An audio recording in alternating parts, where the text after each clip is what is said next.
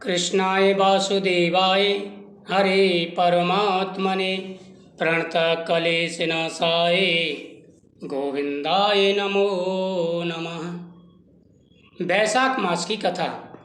देवऋषि नारद जी बोले, हे राजन, वैशाख के समान कोई महीना नहीं है, समयुग के समान दूसरा युग नहीं, यानी सतयुग के समान कोई युग नहीं है और वैशाख के समान कोई महीना नहीं है।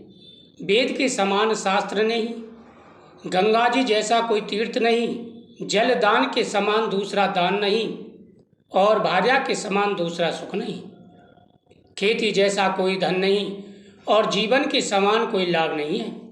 हे राजन, उपवास जैसा दूसरा तप नहीं, दान जैसा सुख और दया के समान दूसरा धर्म नहीं, तथा नेत्रों के समान कोई ज्योति नहीं है। भोजन के समान कोई तृप्ति नहीं, खेती के समान कोई व्यापार नहीं, धर्म के समान कोई हितकारी मित्र नहीं है और सत्य के समान कोई यश नहीं है। आरोग्य समान कोई हर्ष, केशव के समान कोई रक्षक, माधव के तुल्य संसार में कोई पवित्र नहीं है। ऐसा परमोत्तम वैशाख मास शेष साई भगवान को सदा प्यारा है। भगवान के प्यारे इस महीने में जो लोग बिना व्रत किए हुए व्यतीत किए रहते हैं, वह धर्महीन होकर शीघ्र ही पशु योनि पाते हैं।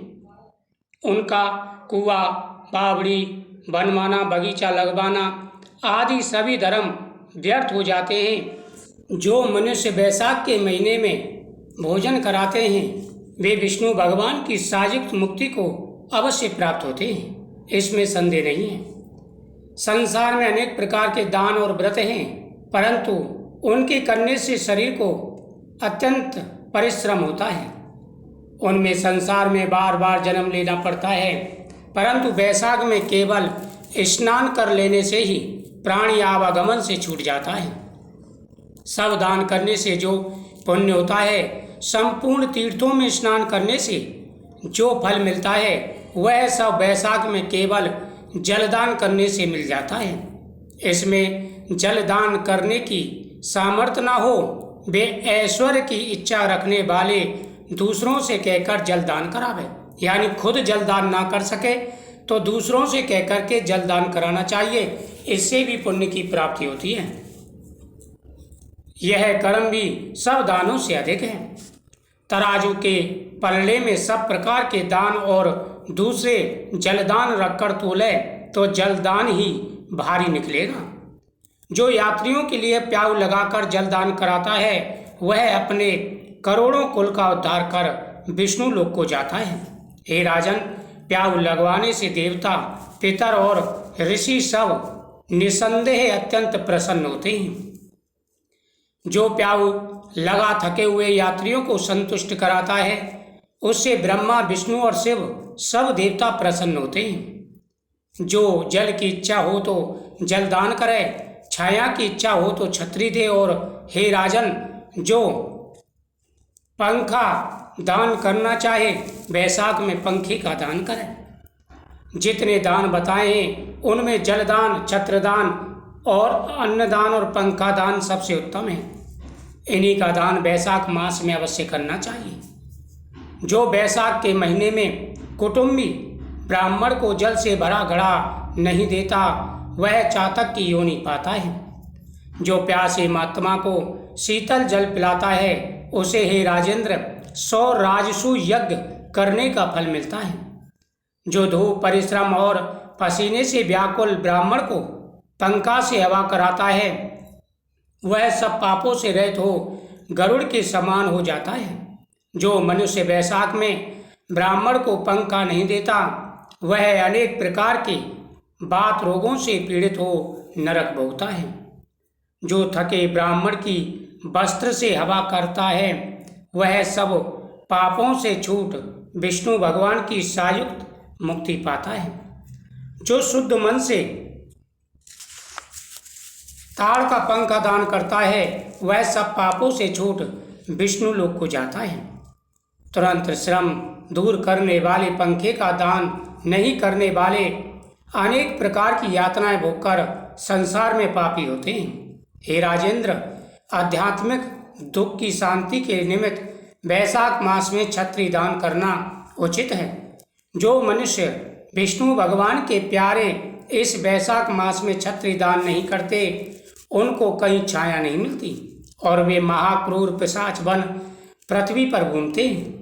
वैशाख में जो खड़ाऊ दान करते हैं, वे यमदूतों का तिरस्कार कर विष्णु लोक को जाते हैं। जो वैशाख में जूता दान करते हैं, उन्हें नरक की यातना नहीं भोगनी पड़ती, ना उसे संसार के दुख सताते हैं। ब्राह्मण के याचना करने पर खड़ाऊ दान करने वाला पृथ्वी पर करोड़ जन्म तक राजा होता है। जो मार्ग में श्रम को दूर करने के लिए स्थान बनवाता है, उनका फल वर्णन करने में ब्रह्मा भी समर्थ नहीं है। दोपहर को जो कोई अतिथि या ब्राह्मण मिले, उनको भोजन कराने का फल ब्रह्मा जी भी वर्णन नहीं कर सकते। हे राजन, अन्नदान मनुष्य को तत्काल तृप्ति करने वाला है। वैशाख मास में 4 दान सबसे प्रमुख हैं: जलदान, अन्नदान, छात्रीदान, जो छायादान होता है, वह दान सबसे महत्वपूर्ण कहा गया है। और उसके अलावा जो व्यक्ति भूखे को भोजन कराता है, वह अन्नदान में ही आता है। खड़ाऊ का दान, ये 4 दान महादान कहे गए हैं। छायादान या छत्रीदान, जल का दान, अन्न का दान, खड़ाऊ का दान, 4 महादान हैं। छत्रदान, पंखा दान और खड़ाऊ दान तथा अन्नदान पेट भरने पर ही सब अच्छे लगते हैं, इसलिए अन्नदान के समान ना कुछ हुआ और आगे ना होगा। जो वैशाख में थके हुए ब्राह्मण को अन्नदान नहीं देता, वह पिशाच बनकर पृथ्वी पर अपना ही मांस खाता फिरता है। इसलिए ब्राह्मण को यथाशक्ति अन्नदान देना उचित है। हे राजन, अन्नदान सबसे बड़ा दान है।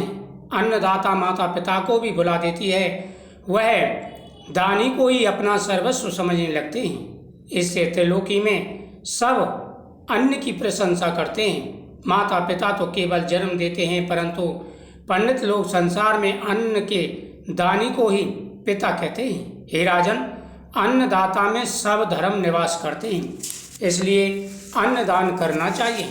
जो व्यक्ति इन 4 दानों में से कम 2 दान करते हैं, अन्नदान, जलदान, या अगर चारों ही दान करते हैं, तो उनके पुण्य को कहने में कोई समर्थ नहीं है।